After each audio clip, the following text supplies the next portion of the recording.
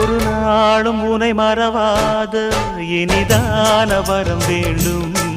உறவாலும் உடல் உயிராலும் பிரியாத வரம் வேண்டும். விடியோடு இமை போலே விலகாத நிலை வேண்டும். இணையான இளமானே துணையான இளமானே, இணையான இளமானே துணையான இளமானே.